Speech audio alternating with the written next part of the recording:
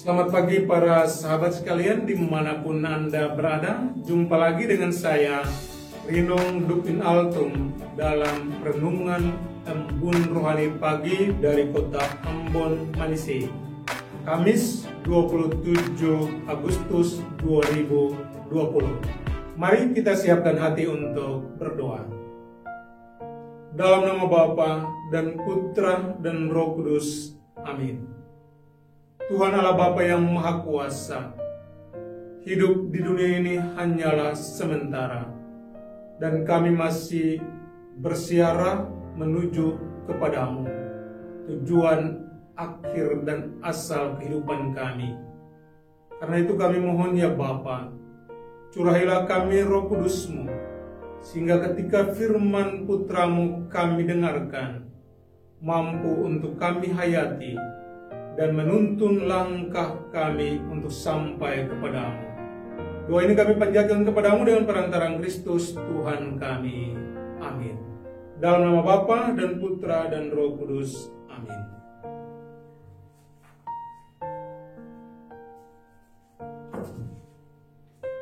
Tuhan sertamu dan sertamu juga. Inilah Injil suci Yesus Kristus menurut Santo Matius. Dimuliakanlah Tuhan.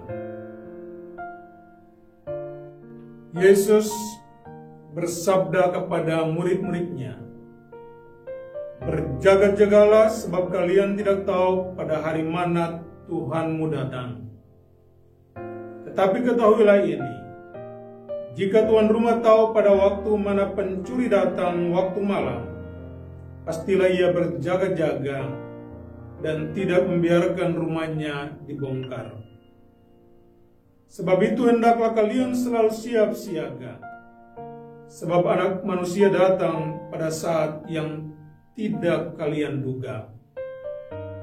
Siapakah hamba yang setia dan bijaksana yang diangkat oleh tuannya atas orang-orangnya untuk memberi makan kepada mereka pada waktunya?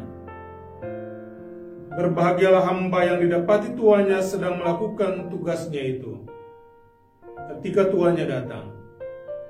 Aku berkata kepadamu, sungguh tuan itu akan mengangkat dia menjadi pengawas segala miliknya. Akan tetapi jika hamba itu jahat dan berkata dalam hatinya, tuanku tidak datang-datang, lalu ia mulai memukul hamba-hamba lain dan makan minum bersama para pemabuk, maka tuan hamba itu akan datang pada hari yang tidak ia sangka dan pada saat yang tidak ia ketahui. Maka hamba itu akan dibunuhnya dan dibuatnya senasib dengan orang-orang munafik. Di sanalah akan terdapat ratapan dan kertak gigi." Demikianlah Injil Tuhan. Terpujilah Kristus. Siapkanlah, Tuhan pasti datang. Tentunya setiap orang, kita semua sangat yakin bahwa pasti kita akan masih ada dan hidup di hari esok. Keyakinan seperti ini di satu pihak adalah bagus, karena kita percaya bahwa hidup dan mati kita di tangan Tuhan. Tapi kadang juga membuat kita terlena, sehingga lupa untuk melakukan hal-hal yang baik dalam hidup kita sebelum hari esok tiba. Para sahabat sekalian, Yesus dalam Injil hari ini mengingatkan kita bahwa panggilannya untuk kita mengakhiri hidup di dunia ini kadang datang tiba-tiba, dan memang itulah yang terjadi. Bahwa tidak seorang pun yang tahu akan hari kematiannya.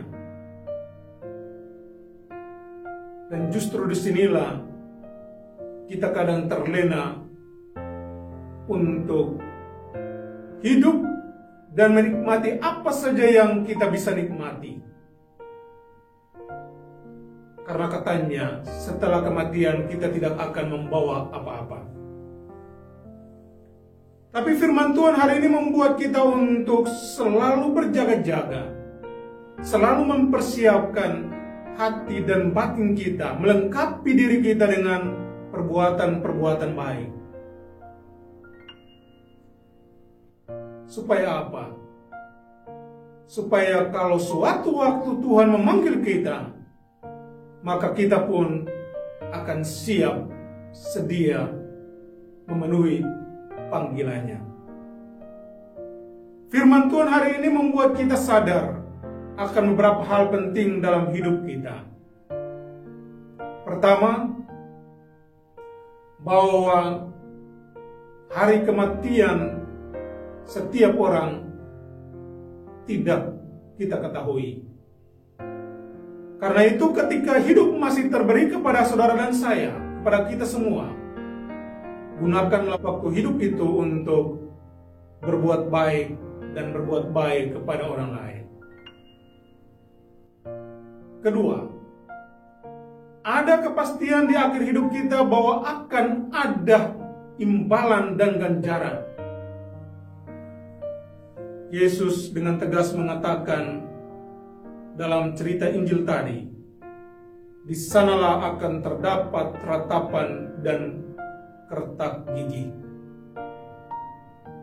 Itu berarti ajaran tentang surga dan neraka itu ada dan itu pasti.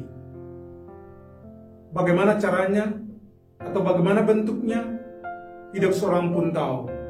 Tapi kita yakin bahwa suatu waktu kita akan mengalaminya.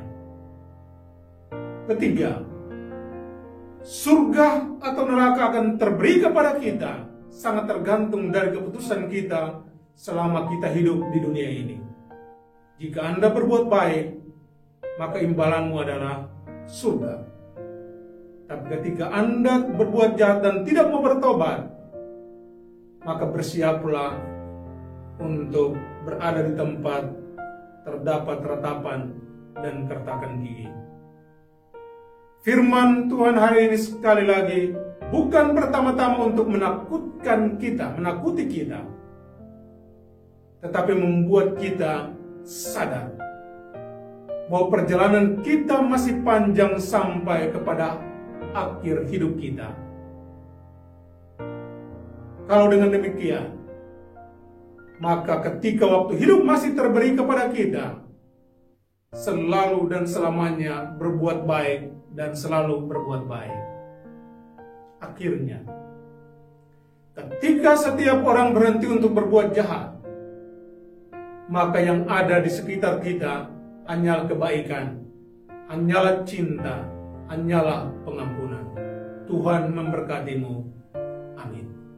Tuhan sertamu dan sertamu juga. Semoga saudara-saudari sekalian dilindungi dan diberkati oleh Allah yang Maha Kuasa, Bapa dan Putra dan Roh Kudus. Amin. Selamat beraktivitas.